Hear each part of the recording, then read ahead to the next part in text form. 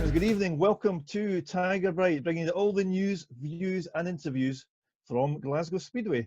I'm Derek Smith, and singing a song for tonight, Ophelia, You've Broken My Heart. I should have been at Ashfield watching the Speedway to start, or something like that. Hello, Brian. Come and Good evening, Derek. Brian. That was interesting. I'll save my critique for later on. Well, I know you've got a musical career going, Brian, so I thought I would test myself out. Brian, we're back slightly earlier than we expected to be. We're recording this on Tuesday night. We did expect to be sat at Ashfield watching the Tigers hopefully edge their way into the Knockout Cup final, but Ophelia, the storm, had got in the way of that, and we've got to wait another 48 hours. So it gives us a chance, though, to look back on Saturday night, the Individual Riders' Championship at Ashfield, and of course the Tigers' first leg semi-final efforts at the showground on Sunday, and a little look ahead, of course, to the concluding tie this Thursday night. So let's look back to Saturday night first of all, Brian. It was a terrific occasion and a proud one for the club to host such an event, and it was a long event with lots of racing. Some of it wasn't particularly good in the early stages, but it boiled up nicely, didn't it, towards the end? It certainly did, yeah. It took a long while to get going, but I think once we got to those sort of fourth and fifth rounds of heats, and riders really had to put themselves on the line to get into the semi-finals. That was when we saw the best of the racing, and I think it turned out to be quite a dramatic, quite a tense event. I think there was a lot of tension on the terraces, respective Richie Worrell, of course. But I think a lot of people just willing him on to go and finish the job that he'd done throughout the meeting, of course, going unbeaten in the qualifying heats. And I think a lot of people were quite nervous for him as well. He didn't want to see him go out and blow it in the final. To be fair to him, I don't think he necessarily blew it. I think he was just beaten by a better rider in that particular race. But it proved to be dramatic. The semi-final crashes as well, and it came down to those kind of six riders, and I think that was the right six riders to make the semi and the final, and there was not a lot between them, and unfortunately someone had to miss out, but it was a great occasion. Good to see that fans did come out and support it, despite the rearranged date, which probably didn't help matters. So a lot of travelling fans perhaps didn't manage to make the second staging of it, but fantastic to have it in Glasgow, and let's just hope that it's not the last time we see a meeting of that stature coming north of the border. Yeah, absolutely, Brian. It was an occasion to savour. I'm sure everyone who went along and indeed who travelled some distance to support their own rider or riders on Saturday night will have left wanting more. I know the Berwick fans, and there was lots of them on Saturday night, left delighted given Nick Morris's success.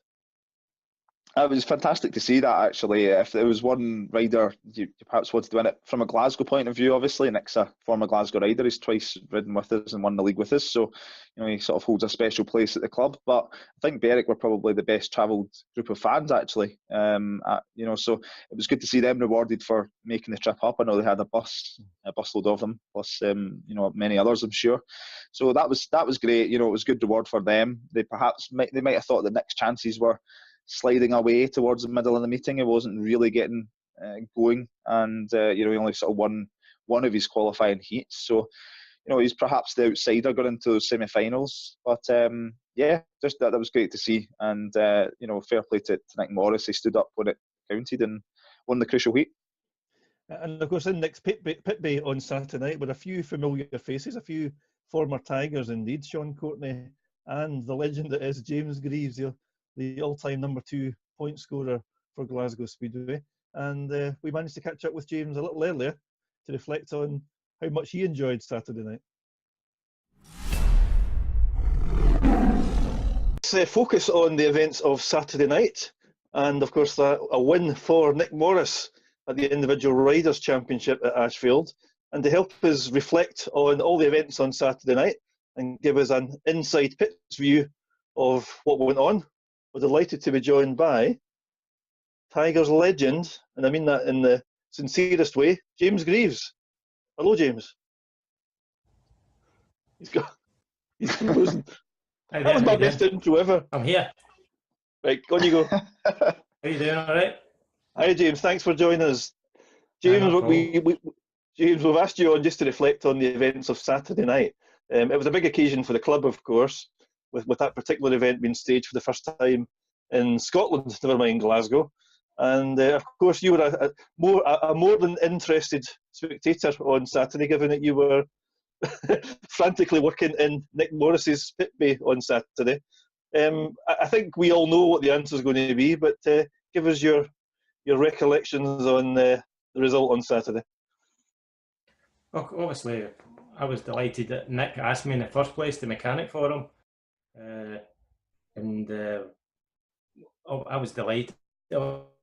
Pictures I've shown on the social media, I was absolutely delighted when he won it, because during the meeting we were working frantically on the bikes to try and get a good setup. Obviously, his first ride he got a third, and then the next ride he got a second, so he wasn't quite happy with his setup. So, but Sean Courtney was in the pits as well with me, and Gary Flint, so we were all kind of working together. It brought back kind of memories of the pairs where it was me, Joe, and Michael Max at the time, and we all worked together. So it was really like a kind of team effort, and we knew he had plenty more in the tank. You know what I mean, so we just kept plugging away, changing things. I thought, oh, God, this is going to just spoil the night. But I think personally, actually, that was the turning point, because he changed onto his spare bike. Again, we had to work to get that all changed and set up the way he wanted it, because Nick likes to think his bike's set up the way he wants them. So we had to change quite a few bits and bobs before he get back on. And it was a new engine that he had bought, he was telling me, and it worked for him. So it was great night.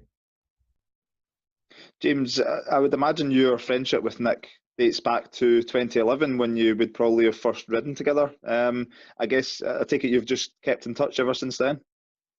Aye, well, it's quite a funny story, because when Nick first came over to Glasgow, he obviously done his bikes in Dixon's buses where I worked, and he was obviously a young kind of immature boy, you know what I mean? He was pretty wild, and obviously I had a partner with two kids, and he always used to say to me, "Oh, come on out, we'll go for a pint, come on, we'll go karting." And he was starting to do my nut in a wee bit. And there was one time at the Speedway in 2010, he had said something to me on the track, and I kind of lost the plot a wee bit, and I said something.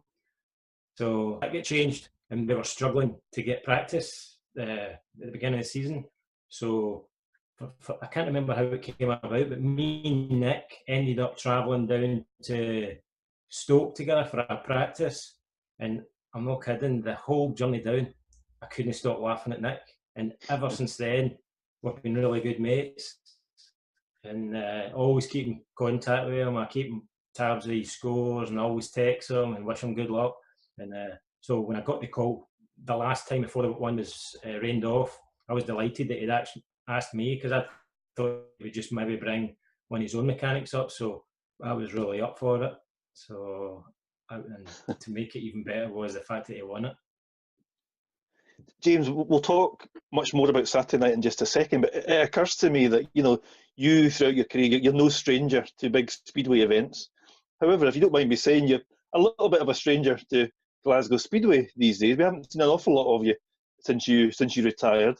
I just wondered if that was part of your coping strategy for life after Speedway. Yes, I definitely. I turn up to Glasgow.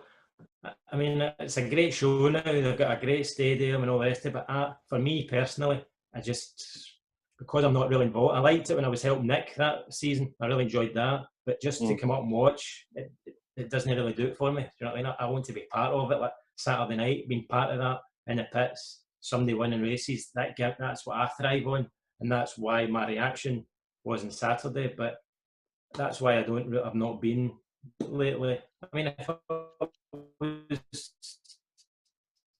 helping someday, I would be able to do it. So I've just been concentrating on him and going to the beach and going to Steve Lawson's place, and obviously now we're going to Duns, the new Berwick training track. So I've just been concentrating on him, spending all my time with him at the moment. It kind of broke up there slightly, James, but I take it you're referring to your son, is it Jacob? Yep, Jacob. I've got two boys. One is he's right into his football. He's not interested in speedway whatsoever. And I keep winding him up and I say, I'm going to get you a new set of Kevlars and a new helmet. And he just looks at me and he says, I'm not interested, Dad. He's just into his football. But Jacob, he loves his speedway. We had a shot last week, a private session at the new Duns track, and it was absolutely brilliant. And we couldn't get Jacob off the track. Every time we kept saying, light in, let somebody else go in. The arms would be up, not in. Just go in, not in. So I think he's really keen. So, James, just good. Talking about Saturday night again, and you've given us a flavour of this already. So next night started a bit slowly, and I guess he was a kind of slow burner, and that obviously finished better than anyone else in the rider field. Were you feeling some of the nerves? Did you feel under pressure to get Nick on the right path to victory on Saturday? Well, in the pit, so, like doing the bike and that. I mean, I've done a season with him, but I've never mechanicked in a meeting like that before.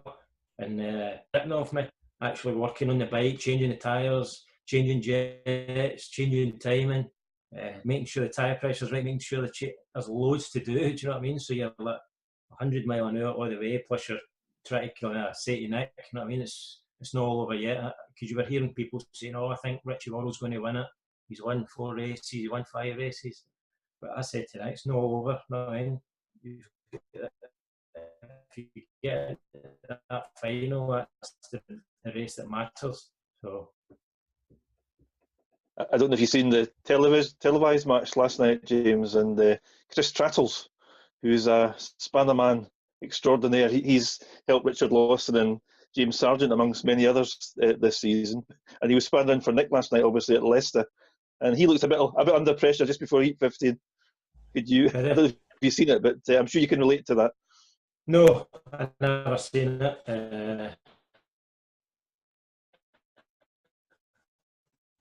I don't have BT Sports, but no, I can relate to it. You know what I mean? We had a couple of problems during the meeting as well with Nick's back wheel, changing sprockets and stuff, and it was quite frantic. So I'm now seeing a different side of the sport with helping the mechanics and doing the mechanic stuff. And now I appreciate what my mechanic went through, because I was a bit like Nick. When you turn up at a meeting, Nick kind of just relaxes and just the mechanic does all the work. That's just the way it should be, James. James, what's when you sort of see Nick's demeanour, and we're speaking to him after the meeting, he's quite serious. He's quite kind of focused on what he does. He doesn't kind of give too much away in terms of his emotions when he's off the track. What's he like behind the scenes, and how do you kind of get him going when he's maybe a bit frustrated about something or whatever? He had a bit of a frustrating night up until maybe heat 3 or 4 on Saturday. And what is he like kind of behind the scenes? Is he like that all the time, or does he kind of relax a little bit sometimes? No, I think during the meeting I was surprised at how relaxed he was. You know, and he just, when he came in, he would say, "Look, the bike's doing this, the bike's doing that," and then I would just say to him, "What do you want me to change this? Do whatever." I just do that. And no, he's really laid back, and he's no stressed out or anything like that. And I think that's probably why he's moving up a gear. You know what I mean? He's no stressed out about anything. He's just. I think it's amazing how he's from me watching him as a kid up to winning that meeting. I think that's another reason why I was so happy and delighted for him, because obviously I was one of his first teammates over here, and now we're actually mates, and he's just stepped up a gear, and I was honoured to be there and stand and watch him finish that race over Harris and Richie Worrell. It was amazing. Knowing Nick as you do, James, and you're close to, you've been able to observe him, I guess, under that pressure situation on Saturday night, and you've mentioned he reacted to that very well. How, we've seen Nick ride already at World Cup level in international speedway. What do you think the future holds for someone of Nick's standing? Well, I think he could, if he keeps going the way he's just, to me, he's just a steady progressor, and I think he could go all the way if he really puts his mind to it and gets his bikes in tip-top condition. There's no reason why he can't, because he's hungry for it, and this is all he does is speedway. So the potential's there. I mean, as you said, he rode in the World Cup before. He was brilliant, and it was at Glasgow. He kind of tailed off a bit that year, but he's had a superb year this year, and it's just a pity he's not had a chance in the World Cup or even in the GP over in Australia. It'd be great if he had a chance at that. I'd like to have seen him in that. Well, keep your hand in there, James. You might get a gig on the GP circuit if he ends up there. You never know. We did say it after when I mechanic for him in 2015. I said to him, I said, keep me in mind for any of the big meetings that you ever get into. So maybe that was him giving me one of them on Saturday night. So I wouldn't mind doing any more, some more. And James, you said you've kept an eye on the speedway scene, I guess, and no doubt you're following some of Glasgow's performances and results. So outside of the off-track improvements around Glasgow, what do you think about the team this season and what they've managed to achieve? What, Glasgow's achievements this year? Yeah. I mean, at the beginning of the season, I thought I said in my work, I think they obviously got a lot of injuries and stuff like that, and then there was a wee dip, and then they've come back a bit. But for me, looking at from when I was riding at Glasgow, we had like me and Shane in Heat 15 and Heat 13. We were really strong. I know your boys are as well, but for me, they were lacking a wee bit this year. They weren't as strong in the big heats. They have been sometimes, and I know they went to Newcastle and done it then, but for me, the big races they've kind of lacked a wee bit. Yeah, well, thank you very much for your time, James. It's interesting to hear your thoughts on Saturday night, and good to hear that you're still keeping a bit of interest in the sport as well. And I'm sure we will see you again in the near future, especially if Mr. Morris is back in town at any point. Oh, aye, definitely. Hopefully he is, and he gives me a gig. Right. James, just to echo Brian's points, it was good to see you got an adrenaline rush on Saturday night. And how about you and Uncle Sean Courtney coming back to talk to us on a TIGERBITE special in a few weeks' time? Oh, definitely. That'd be good. I mean, I was with Sean on Sunday there at Dunn's, and I got on great with Sean, so it would be great to have a bit of banter on here with him. You persuade Sean to come on here and we'll set it up, James, yeah? Meantime, thanks for giving up some time on a Tuesday night. I appreciate it, James. Good to have seen you on Saturday. Yeah, and speak to you soon. Brilliant. Thanks very much. We are Brian, James in good form. Apologies for the slight audio problems in some of that segment. But James clearly feeling some of the pressure on Saturday night, but he had the adrenaline running once again. Yeah, I was kind of quite close to him in the pits at various points in the meeting, and they were among the hardest working of all the pit bays. A lot of the other riders seemed a bit more relaxed or maybe comfortable with their setups, but Nick had a lot of people around him, as you mentioned, Sean Courtney, Gary Flint, Leon Flint as well were all there, and of course James doing the hard graft, and they made it pay off in the end. The hard work came good, and well done to those guys behind the scenes for keeping the rider going. The passion, of course, surfaced within James on Saturday night, which is a good thing. It shows he still cares and loves the sport. From a Glasgow point of view, it would be good for the club to perhaps try and harness some of that in some capacity moving forward. Yeah, it'd be good to see James involved a bit more in the sport. I think he's still got a lot to offer. He's still clearly got a passion for it. He perhaps keeps himself away just so that he doesn't get too much of the old bug again, I suspect. But obviously he's got his son Jacob, who's up and coming, and having seen a few videos of him on Facebook in recent times, looks as though he's got a bit of his dad's old style already on a bike, and still very young. So maybe perhaps that training track down at Berwick might be the next stage for him, and it may not be too long till we see another Grieves on the track. Well, as we've just seen, James has publicly acknowledged that he would like to rejoin us for a TIGERBITE special in a number of weeks' time. So we'll work behind the scenes and make that happen and catch up and reminisce about some of the old days. So when the dust settled on Saturday night, of course, a lot of supporters were already setting off, heading south to support the team once again down at the East of England showground, where the Tigers continued their knockout cup defence. Yeah, it was a strange sort of build up to the meeting actually, because you had the kind of highs and lows of Saturday night, and straight away it was back to team business. But perhaps that's the best way for it.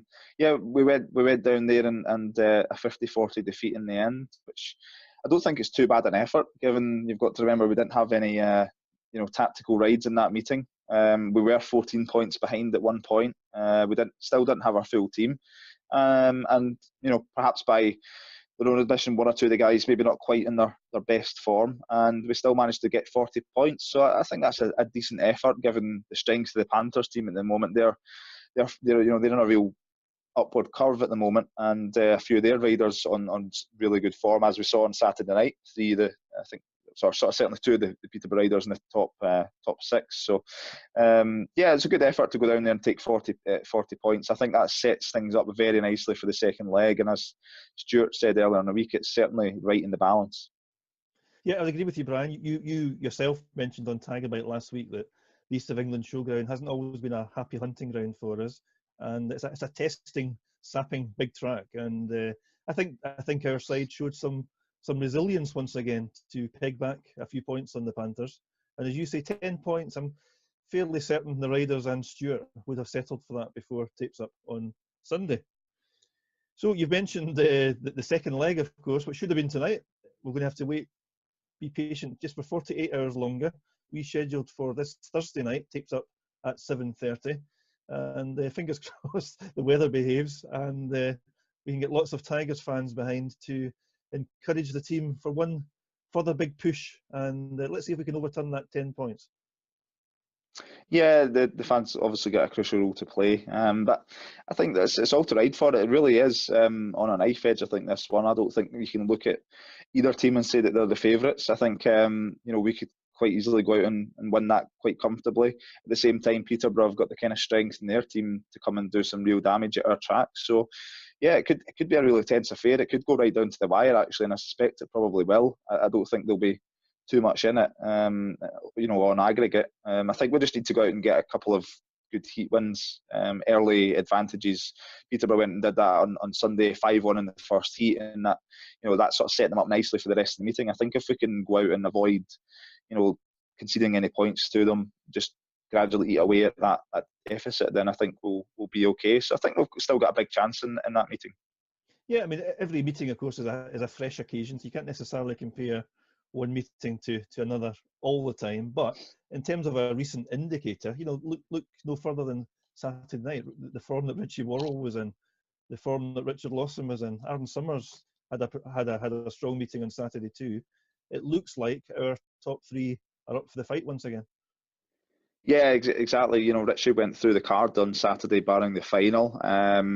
Richard battered away and got his way through to the final as well. A real sort of fighting performance from him. Adam is probably unlucky not to challenge. I think he ended up with about 7 points in the end. He didn't manage to get a heat win, but he kind of plugged away. And had he got a win under his belt, he might have actually put himself in contention for the top six. So, and that's not to mention, our guys down below them, the reserves. Of course, we wait to sort of see what the team news is in that respect. So, yeah, I think the guys, they've had a lot of, decent meetings recently. Form has picked up, and hopefully we can harness that and put it to good use.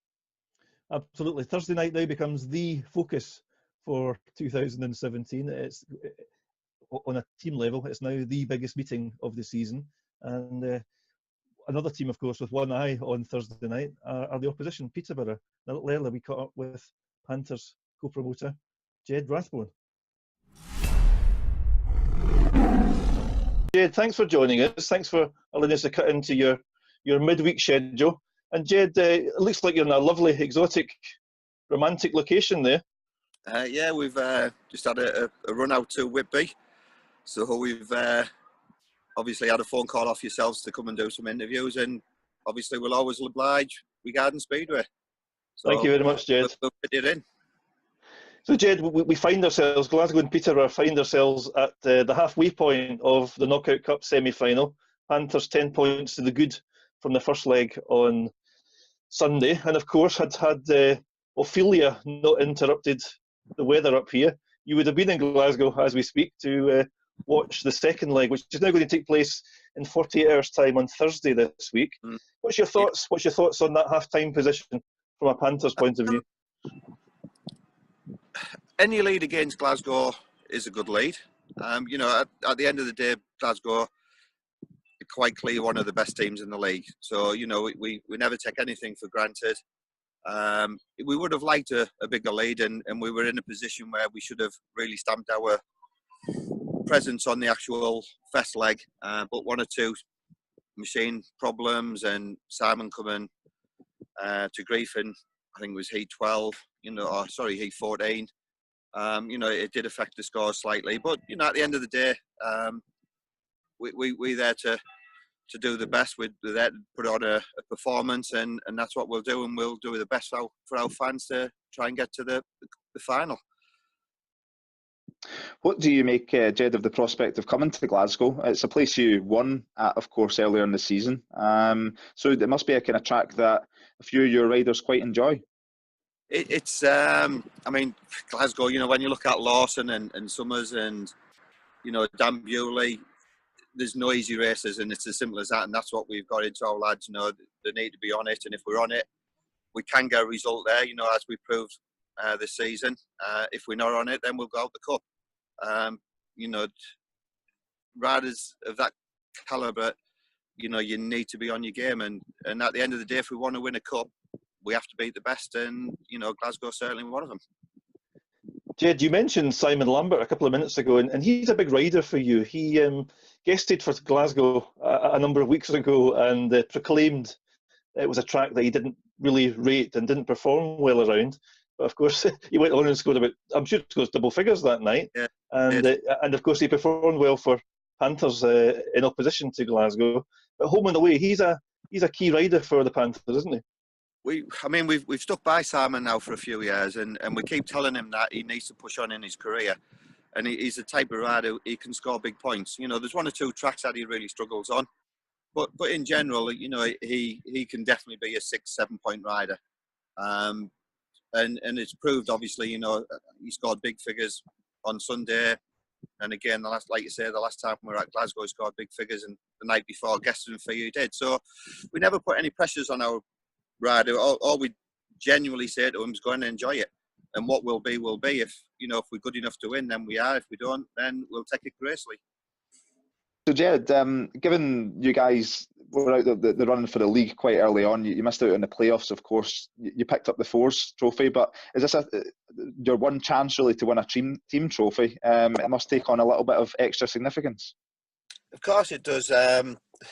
It was quite apparent early on that we weren't going to qualify for the playoffs, and we decided that everything was concentrating on the cup, and that's what we've done. You know, and we knew once we got our full team back, you know, we're as strong as anyone in the league, and, you know, we knew that we could potentially go all the way in that. Obviously, it's an issue with guest riders and riders riding elsewhere, you know, in the league, and we suffered from that. And, you know, Simon Lambert being injured early on as well, again, we couldn't really replace him with the points that he normally scores us.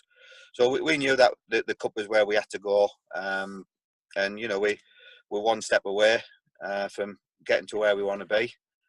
And, you know, hopefully the lads will perform on Thursday.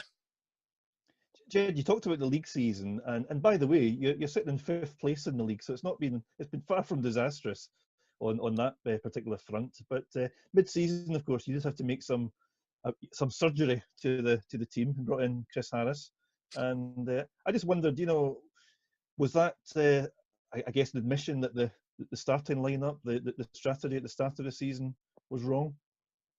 No, I don't think it was. I think the team that we built was good enough. I think, you know, the way we'd built the team together, well, put the team together, you know, we depended massively on Kenneth Hansen producing what he produced last year for us. And, you know, Kenneth had a couple of health problems and it didn't quite go according to plan for him.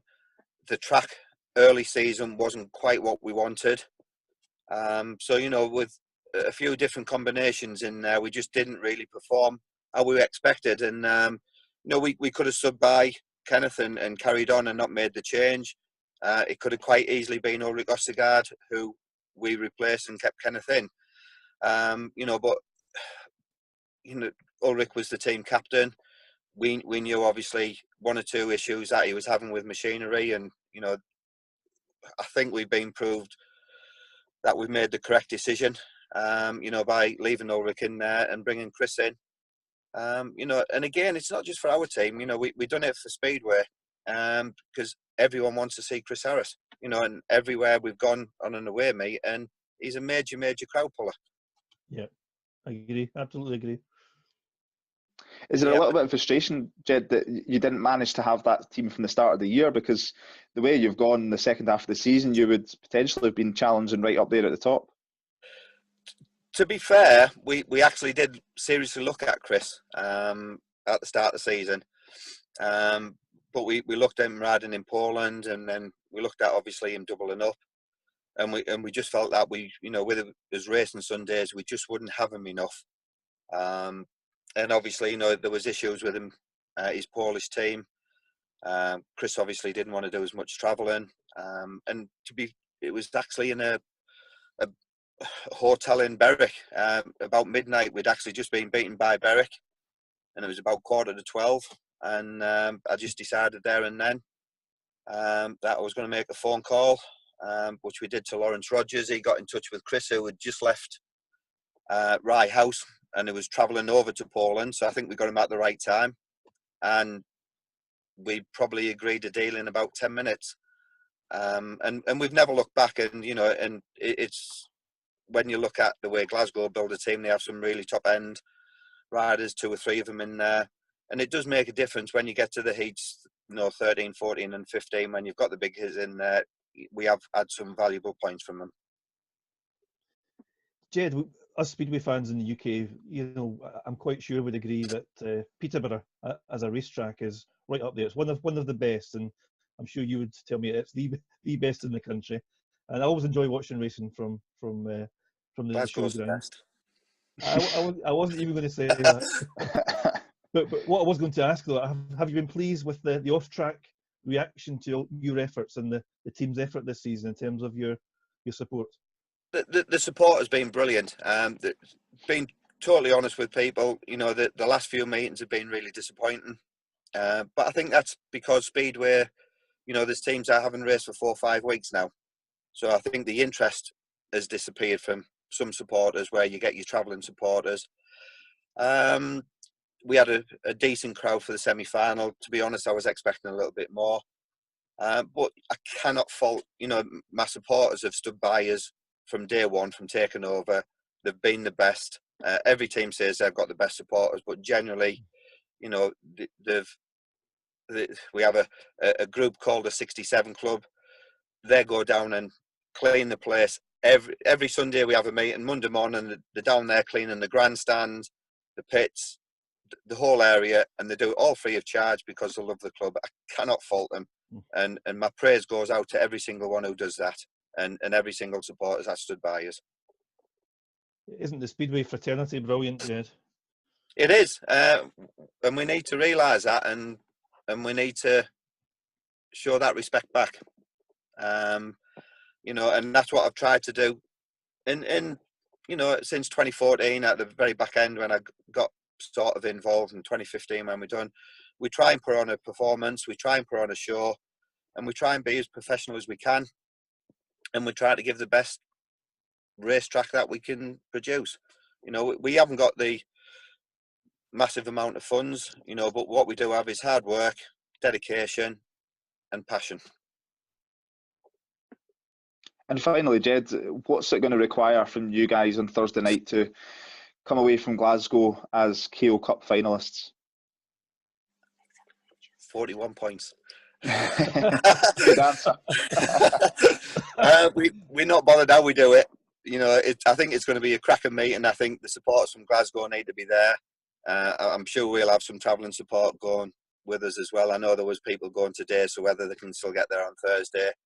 But we just have to make sure that we turn up for the meeting, and that's what it is. You know, at the end of the day, if we get 41 points, we get through to a final with a local derby against Ipswich, and you know, and that's what the riders should be riding for. You know, to be in these meetings. Glasgow, obviously, they want to win. They want to retain the trophy that they won last year. And like you say, we need to win another trophy to just finish off a very successful season. Jed, thanks for joining us. We won't keep you any longer Pleasure. from your fish supper in Whitby. Yep, that's fine. Enjoy your slow journey to Glasgow on Thursday. And Look forward to it. Jed, we completely respect. We know there's some territory that we did not want to touch upon tonight, but yep. we do want to extend publicly our best wishes to yourself and the supporters and the future, indeed, of Peterborough Speedway. Thanks for joining us, Jed. Pleasure. Thank you. Bye. They were joining us from exotic locations. We had James in Paisley or thereabouts, and there's Jed in sunny Whitby having a fish supper, or just before a fish supper. Thanks, Jed, for giving up your Tuesday night to speak to us. And I've got a lot of time for Jed. I've had a few conversations with him at Ashfield this season, and he seems like an absolutely genuine guy and very passionate about his speedway, very passionate about the Panthers. Yeah, he's probably a bit of an asset to that club in terms of his passion for the club. He's been in the wars in some respects recently for various reasons, but he's clearly got a drive to succeed with the Panthers. And I know in the last couple of seasons they have has come out and said that they've managed to kind of keep them on an even keel financially as well, and almost kind of sort of wipe their face in terms of the finances of the club, which is good. They seem to be making a success of what they have there. So, it's good to have them involved at this stage. I think as a team, there's some real quality in there, but they've clearly got a promotion behind them that appear to be, driving to succeed as well and win trophies. So the Panthers clamouring for a local derby knockout cup final next week against the Witches, and of course the Tigers clamouring to go all the way to the final to defend the knockout cup that we won a year ago. How will it pan out? Only way to find out. Get along to Ashfield this Thursday night. Tapes up at 7:30. Tigers versus Panthers. Can Glasgow overcome that 10-point deficit? Ryan, the answer will be revealed about 9 o'clock, 9:30 on Thursday night, and hopefully you and I can regroup into next week and preview a knockout cup final. That would be lovely. We still, of course, I've got a rearranged championship league fixture against Workington to shoehorn into the next 10 days or so, and hopefully there'll be news on that shortly. I think that just about covers us. We've still got time, those of you who have not yet bought your end of season dance tickets, still got time to purchase that on Thursday night from the track shop, or else any other day of the week from the Tigers Den. Prices, I think, £40 for the dance, and of course you get a chance to wine and dine with Mr. Hancock, and of course all the Glasgow riders from this season. Anything I've missed, Brian? I think that's it, Derek. Thank you very much. Thanks for confirming. Listen, thanks for your time, folks. We look forward to seeing you along at Ashfield to make lots of noise and give some passionate support to the Allied Vehicles Tigers. Thursday night, tapes up, 7:30. Good night. Good night.